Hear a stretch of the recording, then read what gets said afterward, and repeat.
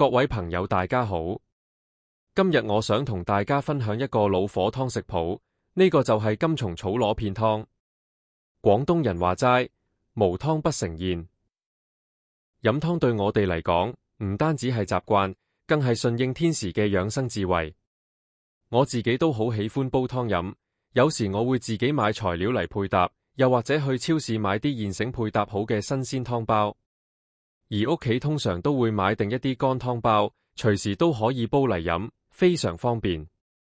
而今次介紹呢個老火湯，我就用咗南北項嘅金蟲草螺片湯包，再加上豬展，另外再加入乾貝同乾螺片，用 Instant Pot 壓力煲1個鐘，就可以飲到呢個湯頭甘甜、味道鮮味嘅老火湯。至於呢個湯有咩功效，我就唔詳細講啦。有興趣嘅朋友可以去南北項嘅官網嗰度睇一睇。如果你都想喺屋企整到呢款老火湯，記住睇到最後，一齊試下啦。而家先同大家介紹一下材料。今次做呢一個金蟲草螺片湯嘅材料包括有南北項金蟲草螺片滋陰湯包1包，豬展540克，水2.5升，薑2片，乾貝8克，乾螺片90克。而湯包裏面嘅材料包括有蜜棗、金蟲草、杞子、淮山、圓肉、百合、陳皮、銅鑼片。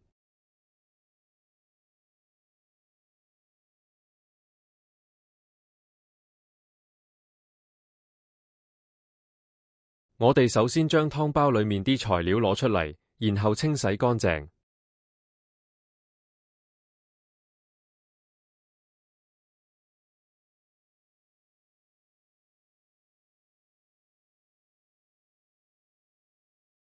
將陳皮同杞子放落2個唔同嘅碗度。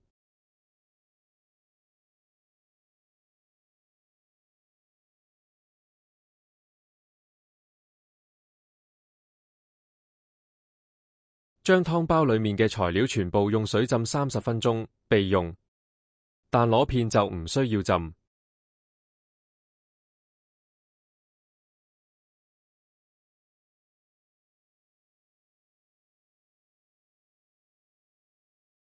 將薑去皮切成2片備用。將豬展清洗乾淨，然後每一件豬展切成3小件備用。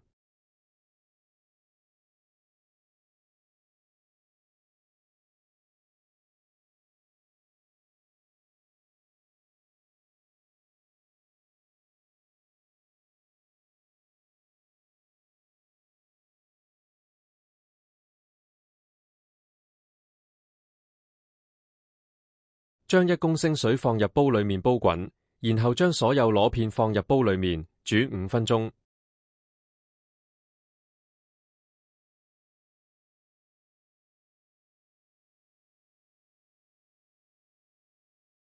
5分鐘後將螺片撈起備用。再用煲1公升水，水滾後放入所有豬展，煮大約2分鐘，目的係去除豬展嘅油分同雜質。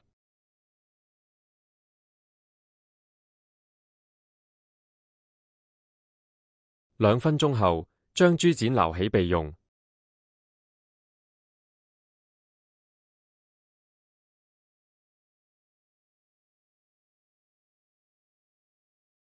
湯包裏面嘅材料已經浸咗30分鐘，我哋將啲水全部倒走，用刀將陳皮嘅囊刮走，備用。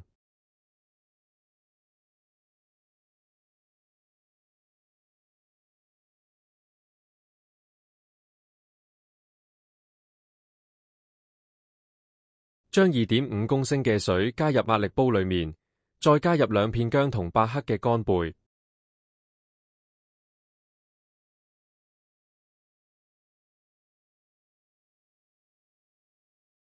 然後再加入湯包裏面嘅材料，螺片同豬展，但杞子暫時唔需要落住，等個湯煲好最後先至落。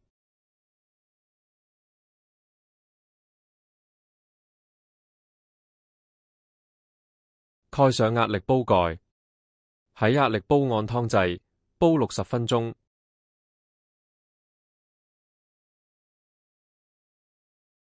60分鐘後，壓力煲煲湯程序完成，進入保暖程序。但唔好打開煲蓋，我哋需要再等多30分鐘。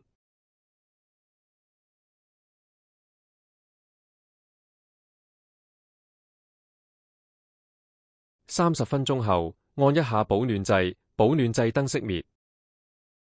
而家可以將壓力煲手動排氣，但手動排氣嗰陣時都要小心，因為仲會有少量蒸汽噴出。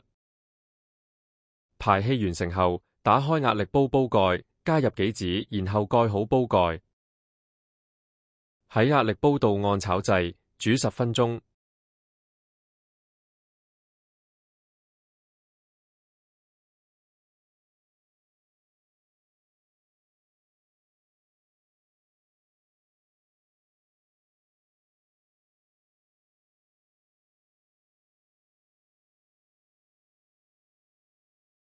10分鐘後，一個湯頭甘甜、味道鮮美，而且仲四季佳宜嘅金蟲草螺片湯就完成啦。